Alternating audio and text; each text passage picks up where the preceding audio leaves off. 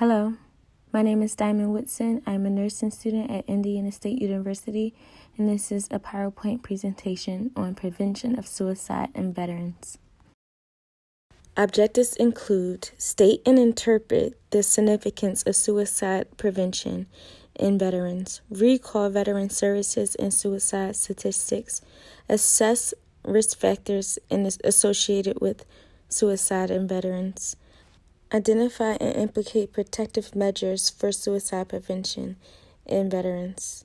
Identify multi-organizations and systems that can contribute to suicide prevention in veterans. And lastly, outline prevention strategies and goals for suicide prevention in veterans. You may want to pause this video to take the pretest so that you can evaluate how much you have learned at the end of this presentation. According to the U.S. Department of Veteran Affairs, an average of 20 veterans die by suicide each day. 6 of the 20 are recent users of Veteran Health Administration services.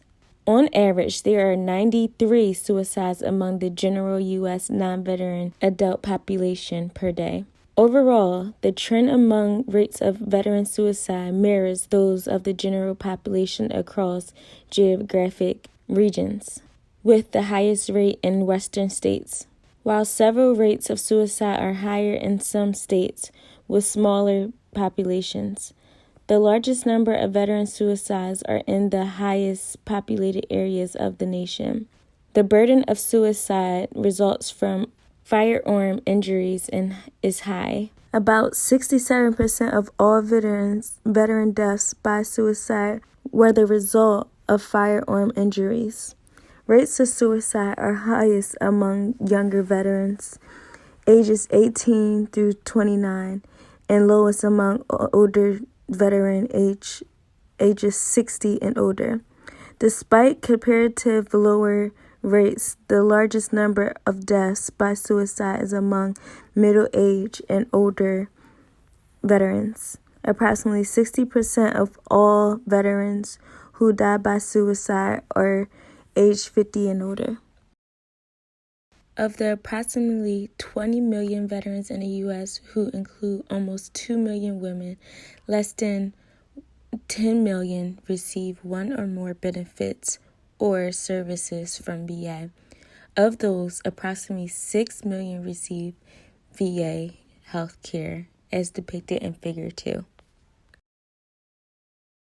There is a bit over 10 million veterans that do not receive VA benefits or services, while 9.7 million veterans that use at least one VA benefit or service.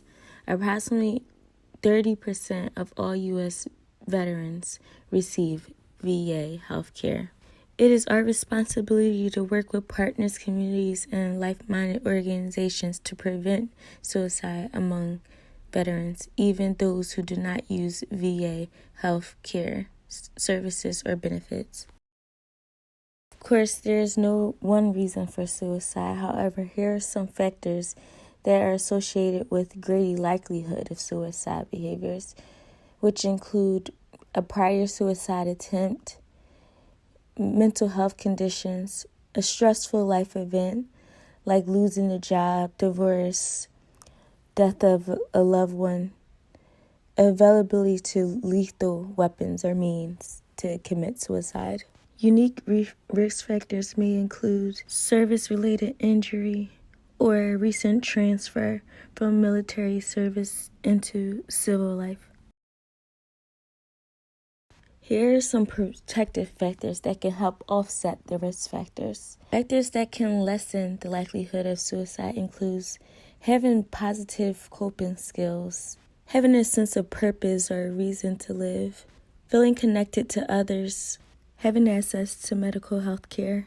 Unique protective factors may include resilience or a strong sense of belonging to a unit. Protecting veterans requires strategies that maximize protective factors while minimizing risk factors at all levels throughout the community nationwide. The VA follows a systematic approach used by the CDC in preventing suicide. Step 1. Define the problem. Defining the problem involves collecting data to determine the who, what, where, and when, and how of suicide death. Step 2. Identify risks and protective factors. Scientific research methods are used to explore the factors that increase risk of suicide, as well as the protective factors that serves as buffers against suicide risk, which was discussed previously. Step 3. Develop and test prevention strategies. Suicide prevention strategies are developed and tested to see if they succeed in preventing suicide or suicidal behaviors. Step 4. Assure widespread adoption. Strategies shown to be successful in Step 3 are broadly disseminated and implicated by a variety of stakeholders who play a role in preventing veteran suicide. To advance the goal of eliminating veteran suicide, VA and its stakeholders must reduce the burden of suicide among all veterans, whether or not they are receiving benefits or services through the VA. This will require VA to reach beyond the healthcare setting, through which is a traditional supportive veteran health and empowerment actors, to prevent veteran suicide in other sectors including non-VA healthcare, veteran and military services organization, faith communities, higher learning, law enforcement and criminal justice, employment, community services, non-profit and non-governmental organizations, media and entertainment, private sector industries, public and private partnerships, federal, state, and local government. No one organization can tackle veteran suicide prevention alone. To save lives, multiple systems must work in a coordinated way to reach veterans where they are. The national strategy for preventing veteran suicide includes 1.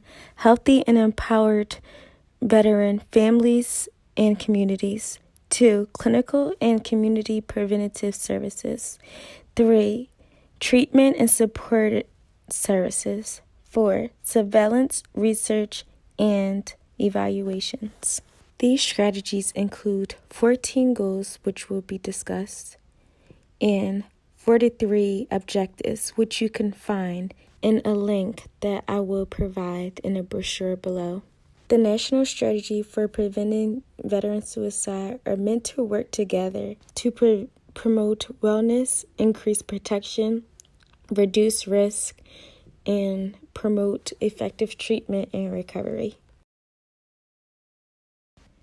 Pause this video to check out the goals presented to the right of the National Strategy for Preventing Veteran Suicide. This concludes my PowerPoint presentation. Do not forget to take your post test and check out the brochure below.